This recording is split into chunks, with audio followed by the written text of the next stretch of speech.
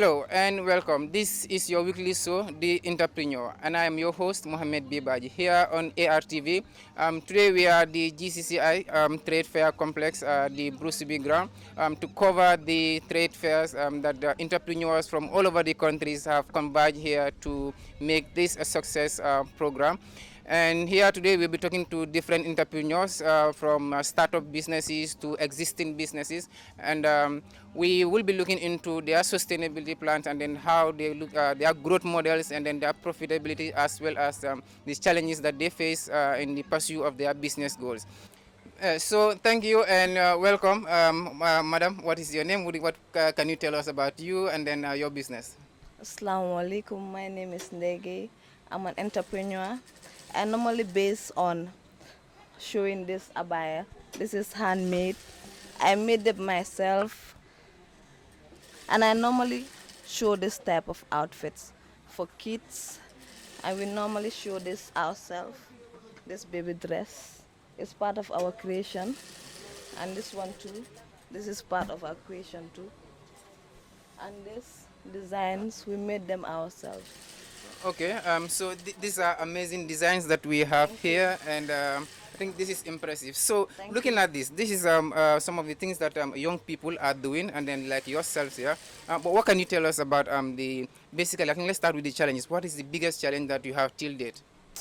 Our challenges, we don't have quality materials here, especially when we want to show something. We have ideas of, especially these abayas, we have ideas of making these abayas, handmade abayas. We cannot have beads, different colors. That is our problem. Sometimes I want to use red beads or yellow or blue, but I won't be able to access. Access to material is our problem. That's the problem. Yes, access to material and the quality. The Of the quality of materials. the material is our problem. Okay, yes, because that was going to take me to my next question. I think when you look at all these top materials that you have here that you are selling, their quality does not just depend on your handiwork, but then the materials themselves. So Yes. when we look at that, and then I think what most people will be interested in knowing will be about the sustainability of this. If you are finding it difficult to get quality materials like you desired and different types, for example, in beads, so what are we looking up to as far as the sustainability of this business is concerned? Because without these materials, it's going to be difficult for you to sustain this business. Yeah. But then as a challenge, that has been a challenge for you. So what are we looking up to as far as sustainability is concerned? What are your plans to make so this Yeah. challenge is eradicated? Yeah, to get access to this materials, especially beads, if we can find somewhere else, like in Senegal or other part of the countries, if we can have this material, it will be very helpful for us, to Okay, us, okay. to So get access to this material. okay, so what have you been doing? Do you have any plans to yourself to get these materials yourself, or Yes, have we you have been making plans. contact? Yes, we have been making contacts, and we have been trying to go to Senegal and see if we can have different color of beads. And this, sometimes we want a heavy material, but to have it is a problem in this country. Okay, so then like viewers, I think we can go with that, and then the biggest challenge in this case would be the It's quality of the access. materials and then Yes. access to desired materials, and then that can serve It's as our problem. your in fact if I can say your raw materials. Okay. And showing machines too. Access to showing machines is our problem, especially here. Sometimes we want to use to flash machine to make the work neat, but to have the machine is a problem. Yeah, if we can Okay, have, okay. if So we can get if the access to, machines, yeah, to showing machines that can help us to beautify the work. No, it can be like here. If we can flash here, it will be better to okay, beautify okay, the, that will beautify it, and then I'm yeah, sure that will also add to the price, and then the yeah, value would also increase. yeah. Okay, so let's talking about the values. When you look at this, in your business generally, with this clothing business that we are doing here, what is the profitability here for you? Is this something that is profitable that you would encourage more people to venture Yeah, into, or this is something that you see yourself in years to come? yeah, Alhamdulillah, it's profit. We are making profit on these materials, on these clothes, but our only challenge is access to material. That is our only challenge. And we're encouraging young girls and boys to venture into yeah, this. to venture into fashion designing as well. Yeah. Okay, that's a good one that we are looking at. So, as far as you are concerned, if you have any words of remarks that you want to say to the youths out there, what would you say to them? Never give up. Believe in yourself. When I was starting this, many people thought that I could not make this. And some people believe that this I took it from Dubai or Senegal, but I made it myself. And here Yes, locally. in less than I think less than 3 months, I started doing this. So just believe in yourself. Don't look at negative comments. Don't care about negative comments. Just believe in yourself. Keep going. Inshallah, you'll make it. Well, I think that's a good one. Don't believe in yourself. Yes, just believe Don't in yourself. don't be put off by negative Forget remarks or about negative comments negative of energy. people. Say no to negative energy. Just Okay. believe in yourself. So as youths, young men and women, especially the young girls, for instance, don't give up. Believe in yourself. Don't be put off by negative remarks. That is what they have said. But before we leave here, I think our the Hadi here has been sewing nice clothes here. So we want to hear one or two things from her. How can you tell us what has been the biggest challenge for your business here? Yeah, okay, what I will add to what my colleague has just said about the challenges that we are facing is one of the most important challenge that maybe she forgot to mention is like the finishing of our product. She mentioned about that, but I will go deeper by saying like we are a special clothing brand that deals in kids clothing and also men outfit. Yeah. So the main problem is like you see the stimmers. Can you please give me the stimmers? Let me show them. Okay, like this shirt is designed by us. We didn't see it anywhere. But if you look at it, many people do not believe that it is our own making. If you look inside, we didn't have a soufflas, but we are trying to like maybe make a good finishing. Like if you look at here, you cannot see maybe like any thread here.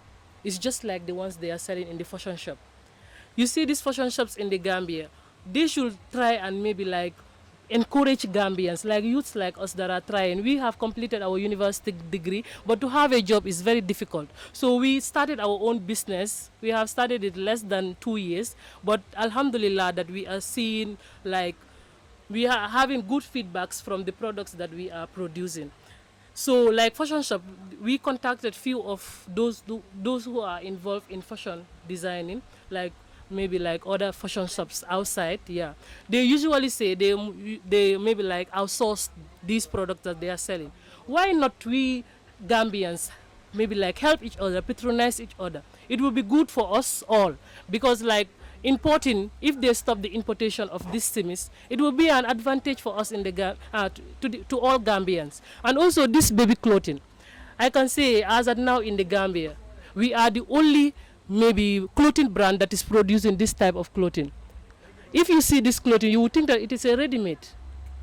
So like I can say that many, like as at now, I am maybe attending this Kerjula challenge.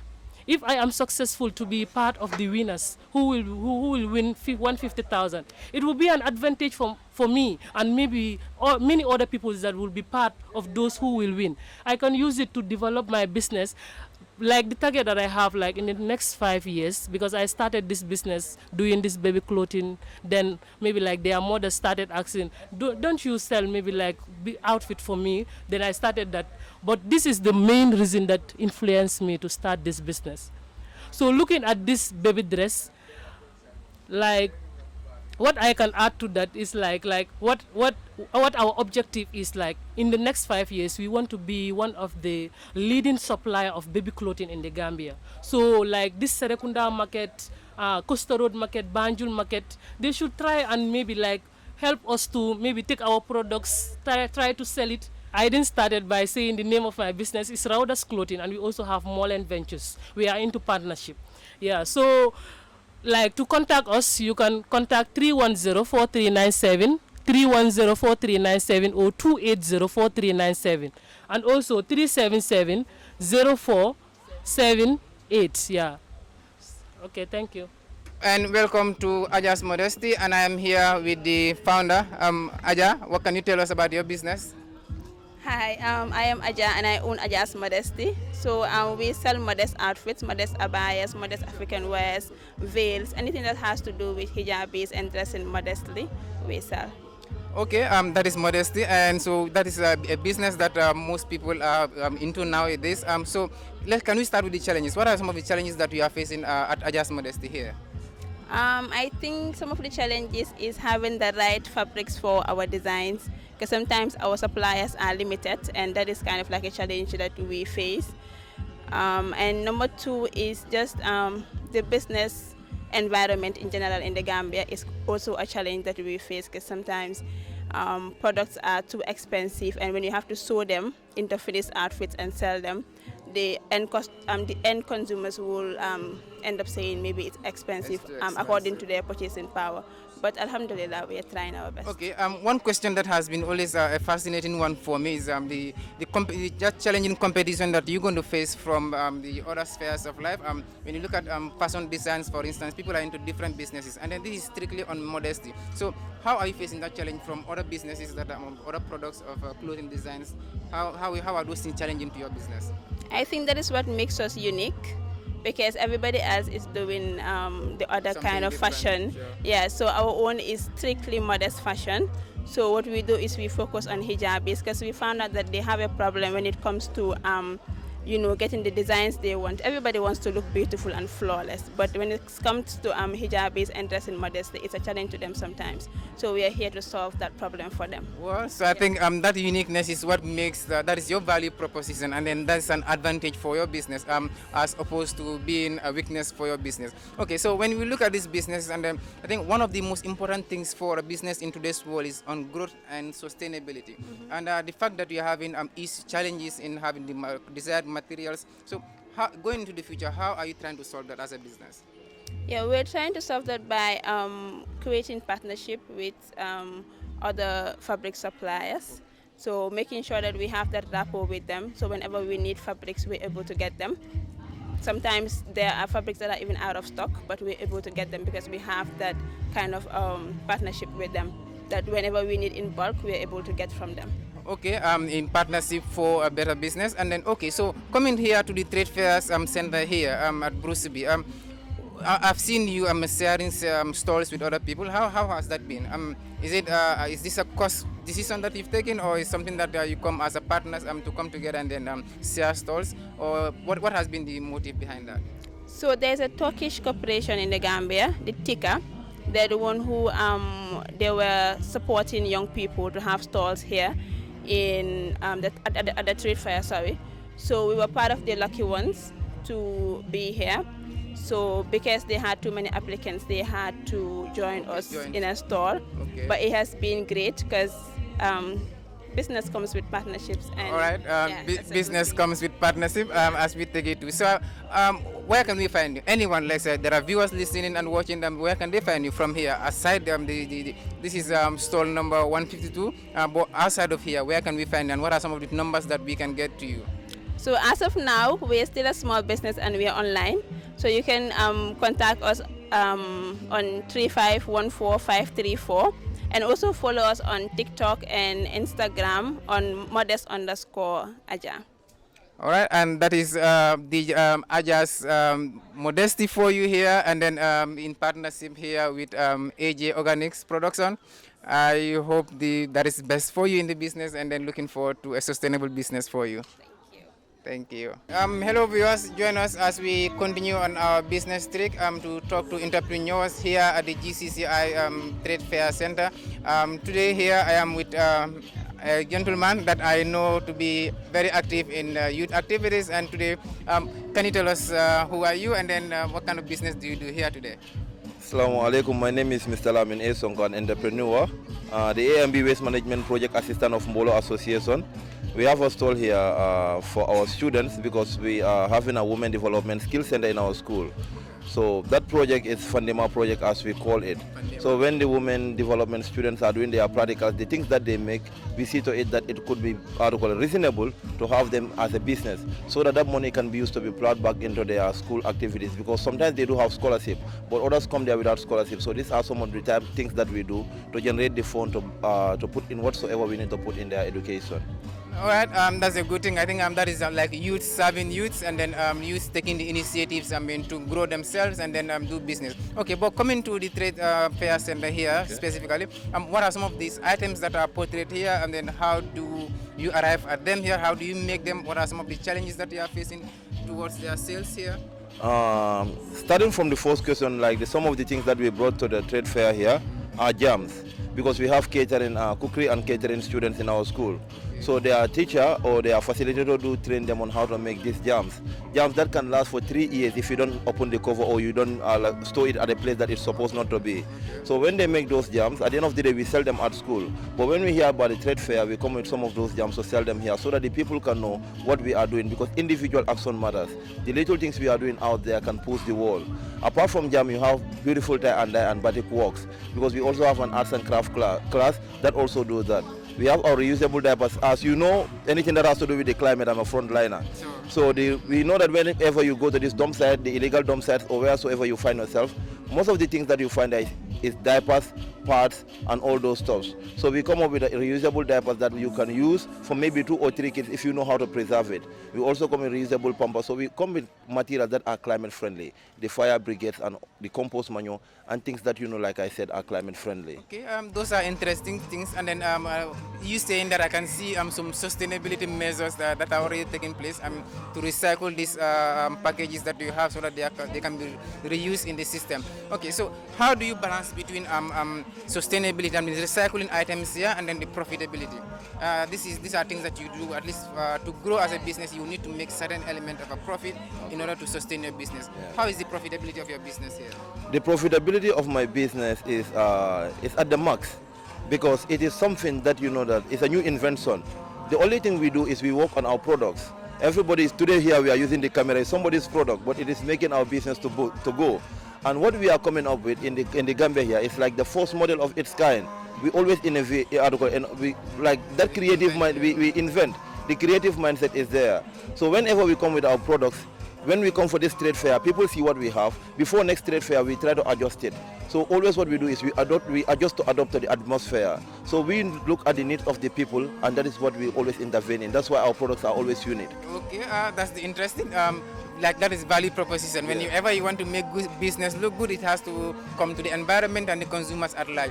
So here, there are viewers watching and then listening to us.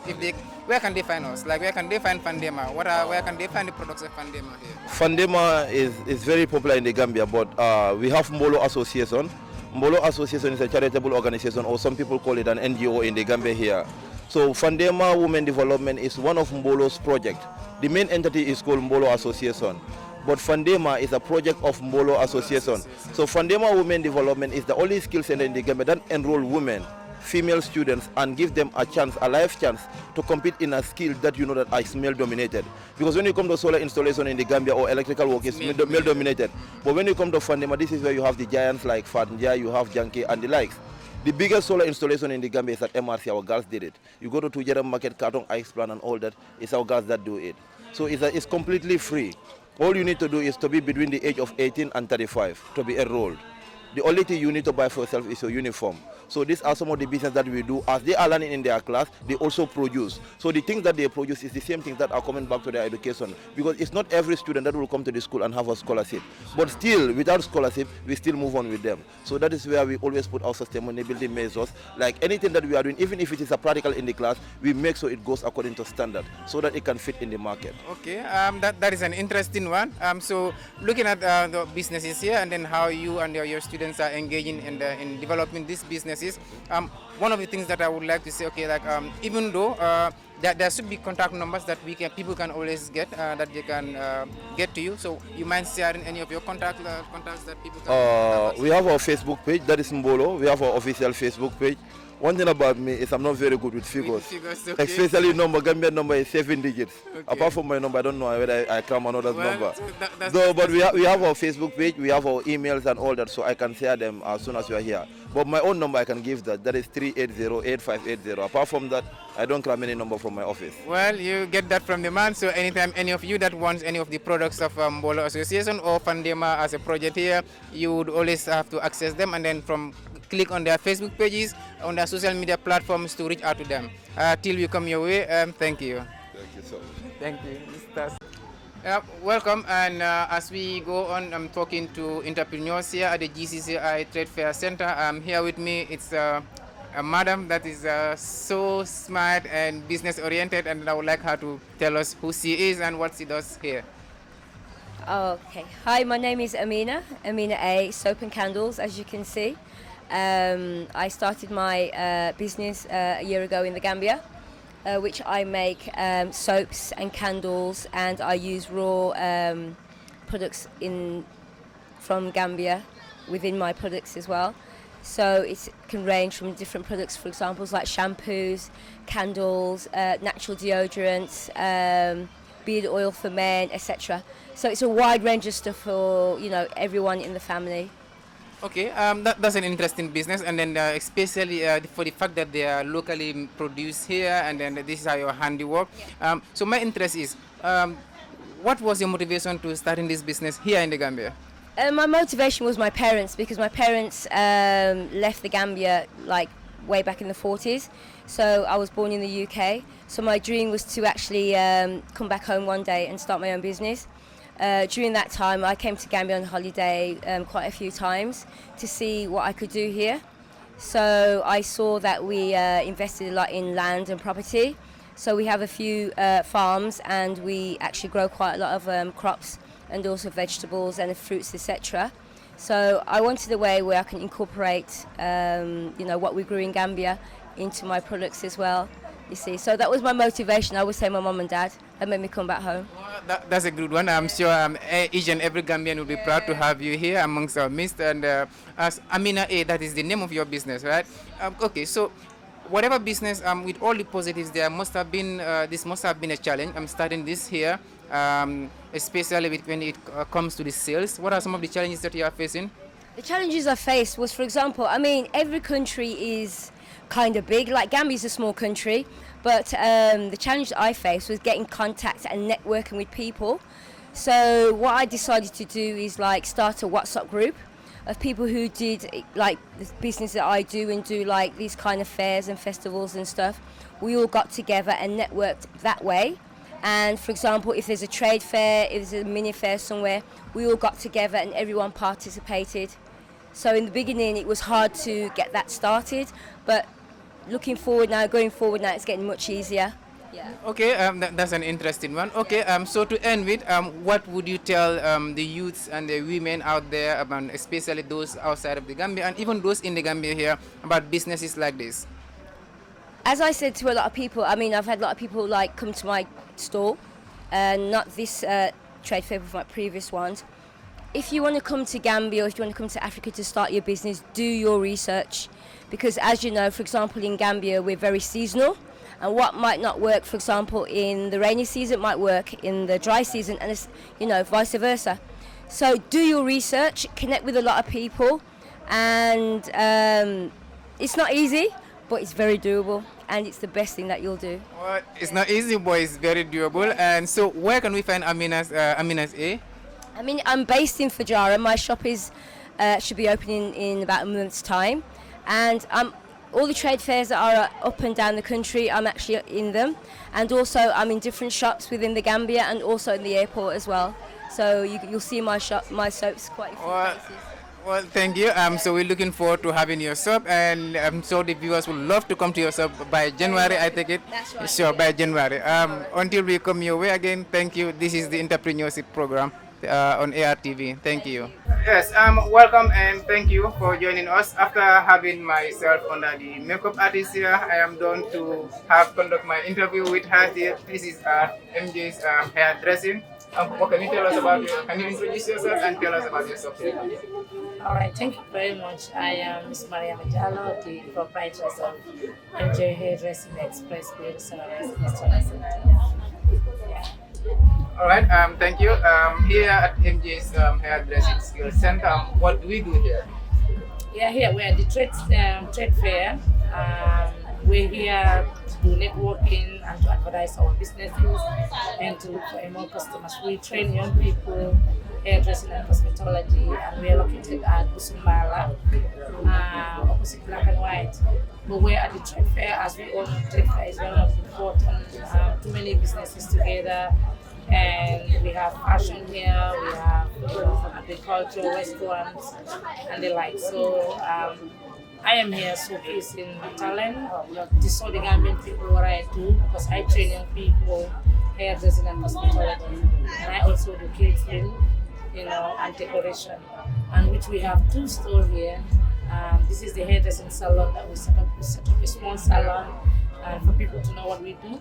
And we have a restaurant also here, because you have the food side, you have the fashion side, and we have the fashion side right now. So at NJ Hairdressing, we train young people hairdressing and cosmetology.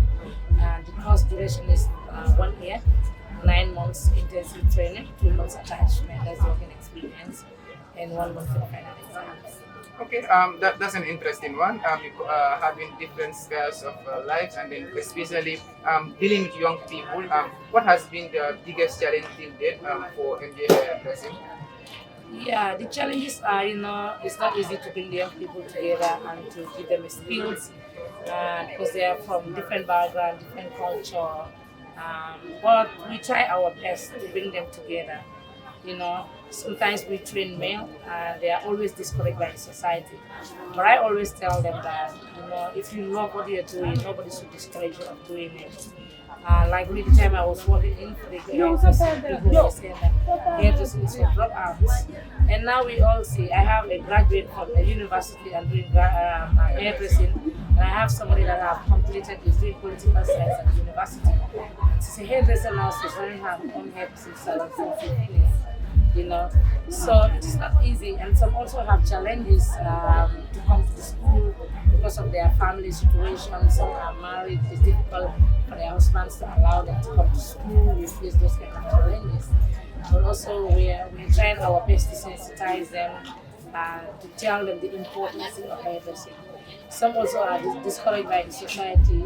Hairdressing is for arts, like I tell them before. So we always talk to them to sensitize them, to tell them the importance of hairdressing. Today, if you travel to Europe, you have the skills of hairdressing. You can work without any employment.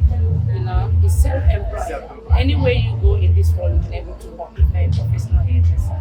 So that's why we always talk to them to tell them the importance of hairdressing. And we have some dropouts also. It's difficult for them to come. We call them early school leavers. So that's why we do English and maths, to teach them so that they can able to read and write. Because like some products, they write it in English. So you don't know how to mix them, the instruction and the like. So that's why we teach English and maths and life skills, which is health awareness. As we all know, hairdressing, health is very important in it. Yes. So that's Well, yeah, health is indeed important in hairdressing, and then I think one of the most intriguing part for me here is about the literacy aspect of it. You are not just concentrating on the skill aspect of it, but these are people that have been early school leavers, like you would put it, that you have to put them back into the system, and then you are giving them the skills, and then the literacy also is there. So that's an important part as far as I'm concerned. Okay, so going forward, what are we looking at as far as sustainability is concerned? You are faced with challenges as far as our society is concerned, the way some people perceive it, especially with male participation. But going forward, what are some of the plans that you have to grow this at least to a more wider coverage, or like youth involvement, yet male involvement? What are the things that we are looking at as far as expansion is concerned for you? Is to provide more training across the country. That's my plan. But also outside country, because I deal with young people. It doesn't matter whether you are in Gambia or Gambia first. That's why I'm in my own country to try to bring young people together. Because it is very much important, like you say, early school leavers are our targets. The reason why, because they are very important in society, because they go to a level that they think they are not important in society. They lose confidence, they don't believe in themselves anymore. So that's why we always encourage them for them to come to the center and to give them that skills training to able to be self-independent and the like. And also MD Hairdressing is going vital because we are going outside the country. We're going to have another center at Bissau, which we are working it, and very soon we will start it. And now we're very far. We're doing our enrollment for us to start our class is very much important. And also the students, I send them to Dakar, Senegal for their attachment. The reason why, because we, the Gambian, we think that hairdressing, Senegalese are no hairdressing more than us. I say no because I've been traveling to Dakar, and if you're doing business, you have to go out and know what your competitors have.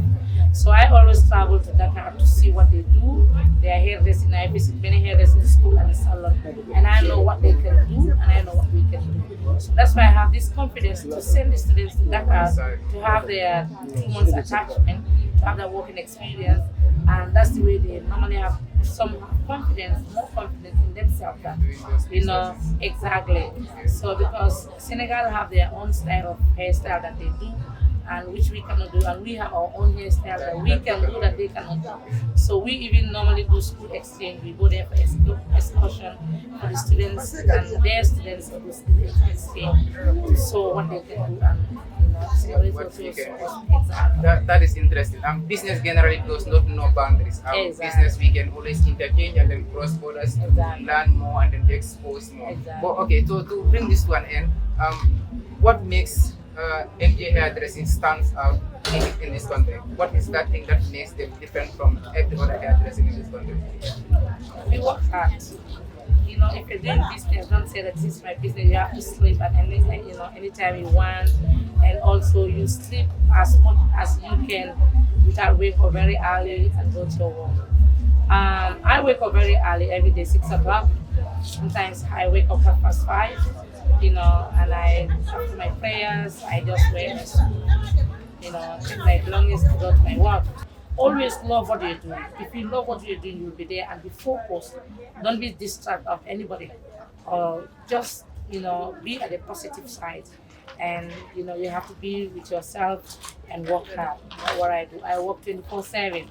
I normally go to bed sometimes 2 o'clock. Well, the hard work is indeed the recipe to success and then growth as far as business is concerned. Don't be put off by negative thoughts. Don't be put off by criticisms of other people. Love what you do, as we have had the founder and the proprietor of MJ Hairdressing, and we leave it to that. And until we come your way again, this is the Entrepreneurship Show from ARTV. Tell us from your comments on all our social media platforms what you think is the way forward for all these businesses that we have here. Challenges are part of businesses, but then we do not get put off by those challenges. We must step up and go for businesses that we can do, and through that we will attain sustainability and the Gambia we desire. What is a trade fair without a food fair? From hairdressing to food. What is the motivation? I mean, this is an interesting combination. Hairdressing has to do, that is fashion, and then food here. I mean, how did you come to this? Is it what was the motivation behind inculcating food and hairdressing into one? As a human being, you cannot live without food.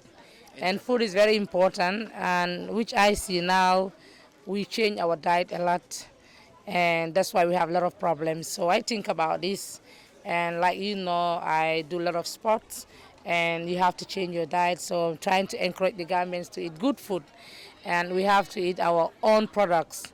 That's why I say MJ organic and organic restaurant and beverage. The reason why I say that, I want people to eat what we grow and grow what we eat, and that motivates me to come in for restaurant, but restaurant food thing with a difference, like to promote our homemade food. Yeah, so that's why I step in to start exactly. Hairdressing to look good, food to live good. This is an interesting management. So how do you manage both? What set of students do you have? Do you have the same set of students doing both, or you have a different management to these both businesses you have here?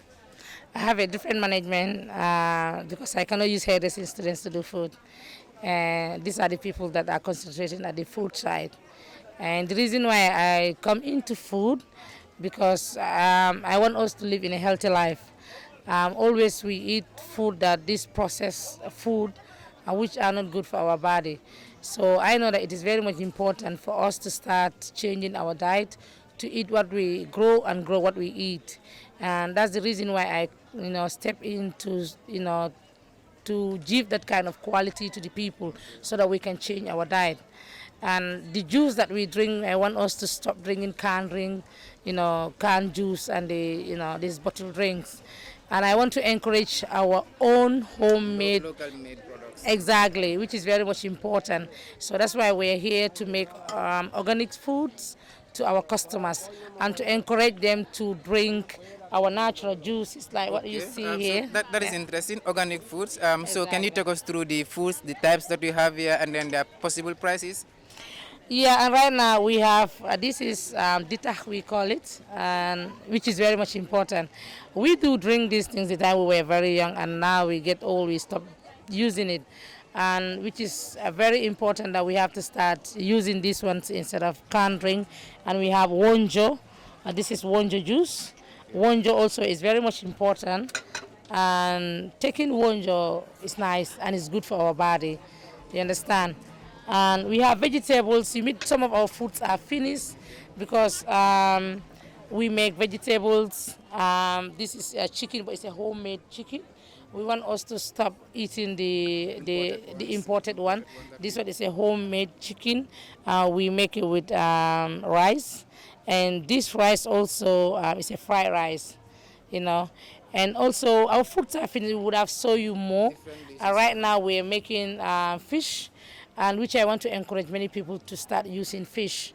Fish is very much important in our body, and we have to stop eating too much meat. Instead of too much meat, we have to eat fish, which is very much important. That's an important advice for people like me. Exactly. We really love meat, but when it comes to the health aspect of it, I think, like you said, the fish has a very good contribution to our health, so that is important. Yeah, exactly. So that's why we're here to show you the homemade food that we make.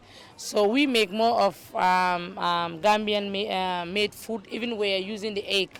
We use the egg that the poultry make here, like this kind of egg, because we are promoting our own local made, exactly.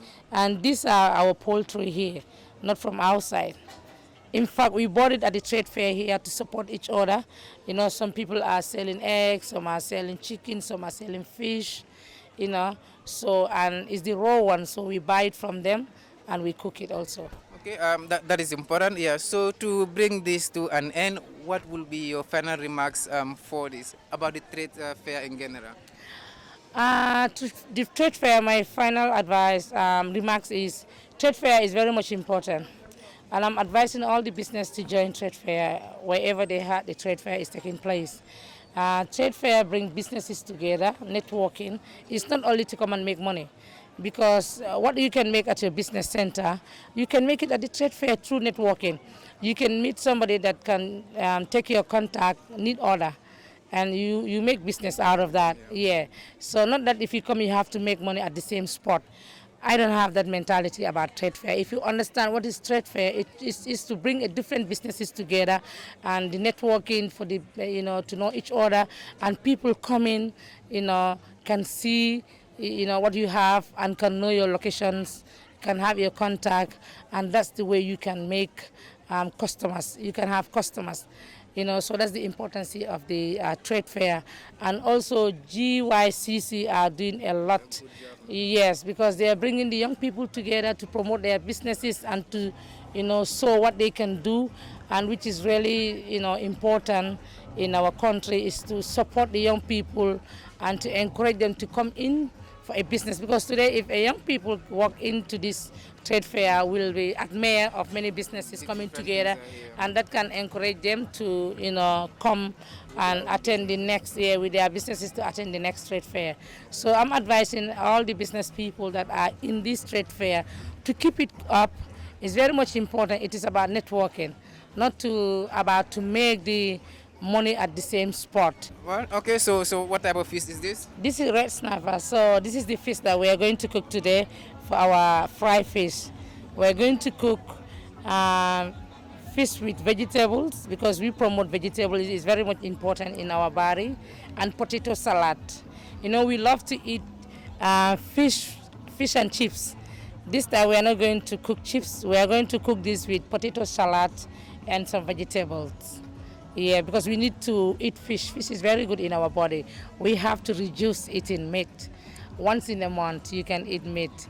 We have to eat fish every day. It's very important. And chicken is a white meat. It's a little bit better. You can eat it time to time, but eat more fish. It's very good in our body. But this is what we are promoting. And anywhere you go in this country, you can have fish. That you can It's eat. very exactly. Well, eat more fish once in a while, meat, and second option would be chicken. This is your entrepreneurial show from the GYCC Trade Fair Center. I am your host, Mohamed Bibaji. Do look out for more segments of this program as we bring you more interesting facts from the entrepreneurial world. Stay tuned. Bye-bye.